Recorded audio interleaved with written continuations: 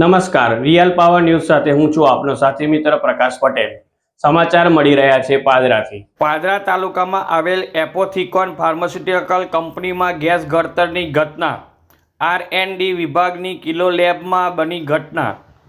5 લોકોને થયું ગેસ ગળતર, 1 વ્યક્તિનું થયું મૃત્યુ, 4 વ્યક્તિઓ ગંભીર રીતે ઇજાગ્રસ્ત થતા સારવાર અર્થે ખસેડાયા। પ્રકાશ પટેલનો report, real power news, Padra. Dashrath Jalamsinh Solanki, ક્યાંના છો? रानीपुरा तालुको सावली। શું હતી આખી ઘટના આજે? અને હવે ઘટનાની તો સાહેબ મને જ્યાં સુધી ખબર છે ત્યાં સુધી 7 વાગે મારી પર ફોન આવેલો, એટલે એ ફોન વડે મને જાણવા મળ્યું કે બાબાનું ડેથ થઈ ગયું છે કંપનીમાં। ઉંમર હતી અને કયા વિભાગમાં હતો? એની ઉંમર લગભગ 22 કે 23 વર્ષ। કયા વિભાગમાં હતું? કઈ કંપની? લેબમાં હતો, એપોથિકોનમાં। કંપનીએ તમને શું જાણ કરી હતી? કંપનીએ મને તો છેલ્લે જ જાણ કરી કે તમારા બાબાને ગેસ લાગવાથી કંપનીમાં ક્રોસ રોડમાં લાયા છે અને એમનું અવસાન થયું છે એવું જણાવ્યું। ક્યાંથી? મારું નામ અજયભાઈ છે અને અમને ઇન્ફોર્મેશન્સ મળી એટલે તાત્કાલિક એમ્બ્યુલન્સમાં એમને અહીંયા લઈને આવ્યા અને અહીંયા ટ્રીટમેન્ટ શરૂઆત કરી। સર, કઈ કંપની છે અને કેટલા કામદારો છે અને શું ઘટના હતી? અપોથિકોન કંપની છે। કે શું ઘટના છે અને કેટલા કામદાર છે? કામદાર અમારી પાસે 500-600 કામદાર અને છે। અત્યારે આજે જે ઘટના ઘટી છે એમાં કેટલા કામદારો અફેક્ટ થયા છે અને કેવી રીતે થયા છે?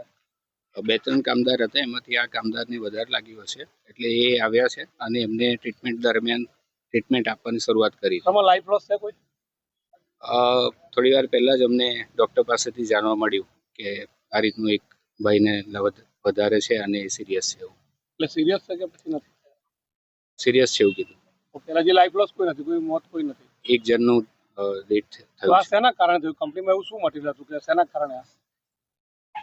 કેવુરભાઈ થોડીક માહિતી આપો ને શાના કારણે? કારણ કે અમે લોકો એમને તાત્કાલિક આ થયું એટલે એમ્બ્યુલન્સમાં લઈને આવ્યા। અંદરની માહિતી હું કેયુર પટેલ અને હું સેફટીમાં અહીંયા એપોથિકોનમાં કામ કરું છું। ઘટનામાં એવું હતું કે કિલો લેબની અંદર એક પ્રોસેસ ચાલતી હતી, એનું સેન્ટિફિકેશન થતું હતું। એની અંદર આપણે એમોનિયાનો ચાર્જિંગ થયું હતું અને સેન્ટિફિકેશન દરમિયાન મેન્ટેનિંગ ચાલતું હતું।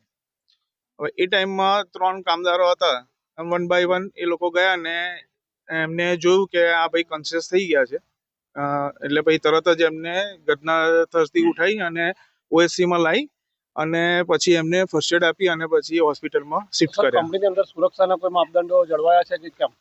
હા, સુરક્ષાના માપદંડો જળવાઈ જ છે। તો પછી સભા એક જણનું જે મોત થયું એના માટે કોણ જવાબદાર? હવે એનું અમારે બી ઇન્વેસ્ટિગેશન ચાલે જ છે। અમે ફેક્ટરીમાં બી જાણ કરી છે અને અમે એની પગલાં લઈશું।